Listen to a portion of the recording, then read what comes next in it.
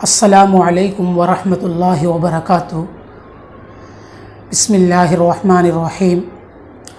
برادران اسلام، رمضان المبارک کا مہینہ ختم ہونے کے قریب ہے اور لوگوں کے ذہنوں میں یہ سوال اٹھ رہا ہے کہ لاک ڈاؤن کے زمانے میں عید کی نماز کیسے ادا کیا جائے، کیسے پڑھا جائے۔ تو اس بارے میں حضرات علماء اکرام نے یہ بیان کیا ہے کہ جیسے جمعہ کے لیے امام کے علاوہ اگر 3 آدمی ہے تو جمعہ کی نماز جماعت کے ساتھ ادا ہو جاتی ہے، اسی طرح اگر گھر کے اندر 4 آدمی ہے یعنی 4 مرد حضرات ہے تو وہ بھی گھر کے اندر با جماعت عید کی نماز ادا کر سکتے ہیں۔ چاروں میں سے ایک آدمی امام بن جائے اور 3 آدمی مقتدی بن جائے، عید کی نماز جماعت کے ساتھ ادا ہو جائے گی۔ اور عید کی نماز گھر پر کیسا پڑھے؟ عید کی نماز کا وقت سورج کے نکلنے کے بعد 15 یا 20 منٹ کے بعد عید کی نماز کا وقت شروع ہوتا ہے اور 12 بجنے تک یعنی زوال کے وقت تک نماز کا وقت رہتا ہے۔ اب عید کی نماز کا طریقہ یہ ہے کہ جب عید کی نماز کے لیے کھڑے ہو جائے تو سب سے پہلے نیت کرے۔ نیت کیا ہے؟ میں عید الفطر کے 2 رکعت واجب نماز پڑھتا ہوں 6 زیادہ تکبیروں کے ساتھ، واسطے اللہ کے رخ میرا کعبہ شریف کی طرف۔ نیت کرنے کے بعد اپنے دونوں ہاتھوں کو اللہ اکبر کہتے ہوئے دونوں ہاتھوں کو کانوں تک اٹھا لے اور پھر اپنے دونوں ہاتھوں کو ناف کے نیچے باندھ لے۔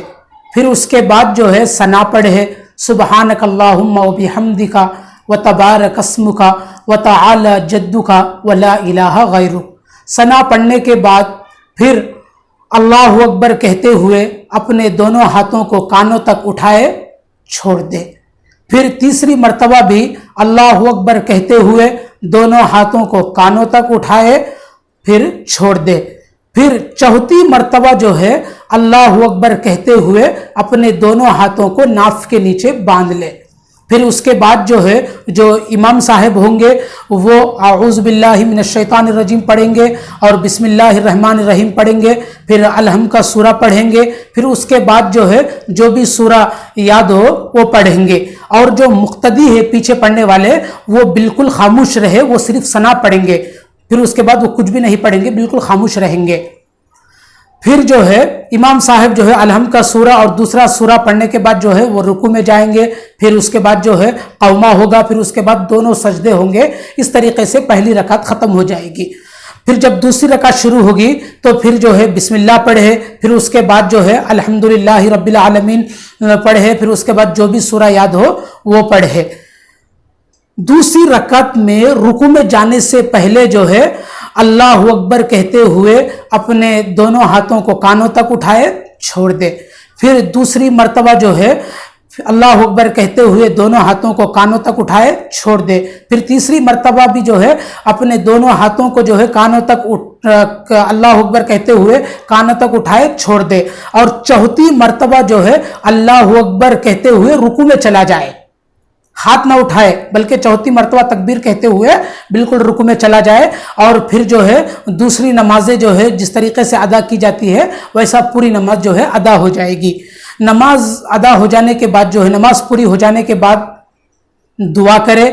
دعا کے بعد امام صاحب ہوں گے نماز پڑھانے والے وہ کسی اونچی جگہ پہ کھڑے ہو کر، کیونکہ گھر میں نماز ادا کر رہے ہیں تو گھر میں ممبر وغیرہ تو ہوتا نہیں، اسٹول وغیرہ یا کوئی بھی اونچی جگہ کھڑے ہو جائے، اس کے بعد مختصر خطبہ پڑھ لے۔ مختصر خطبے کا مطلب یہ ہے کہ الحمدللہ رب العالمین والصلاة والسلام علی سید الانبیاء والمرسلین، اس کے بعد جو بھی آپ کو कुरान की छोटी आयतें याद हो, या नहीं तो जो है छोटे सूरे याद हो वो पढ़ ले, या नहीं तो जो है उसके बाद जो है अहादीस वगैरह कुछ भी याद हो तो वो पढ़ ले। अगर जो है अहादीस याद नहीं है तो कुरान की आयतों पे इक्तरा कर ले, आपका पहला खुतबा ख़त्म हो जाएगा। पहला खुतबा ख़त्म हो जाने के बाद थोड़ी देर बैठ जाए, फिर उसके बाद उठकर खड़े हो जाए, फिर दूसरा खुतबा जो है इसी अंदाज में दे जैसा पहला खुतबा आपने दिया है। अगर आपको जो है खुतबा अच्छी तरह याद है तो जो है अच्छी तरह भी आप खुतबा पढ़ सकते हैं।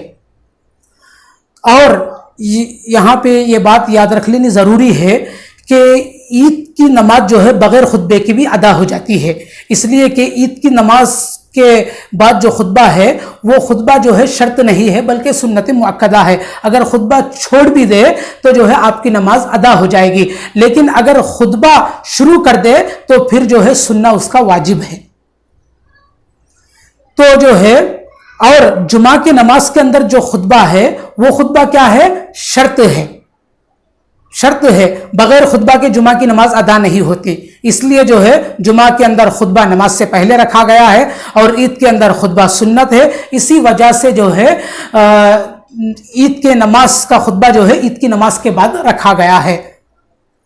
और अगर जो है घर में जो है 4 आदमी नहीं है बल्कि 1 या 2 आदमी है तो जो है वो लोग क्या करें, वो लोग जो है ईद की नमाज ना पढ़े, इसलिए कि ईद की नमाज के लिए क्या है, जमात शर्त है। और 1-2 आदमी होने से जो है जमात अदा नहीं होती।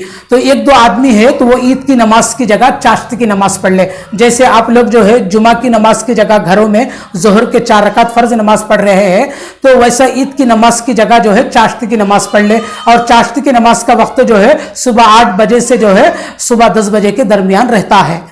तो ये जो है ईद की नमाज से मुताल्लिक जो है चंद बातें थी जो मैंने आपके सामने रखी है।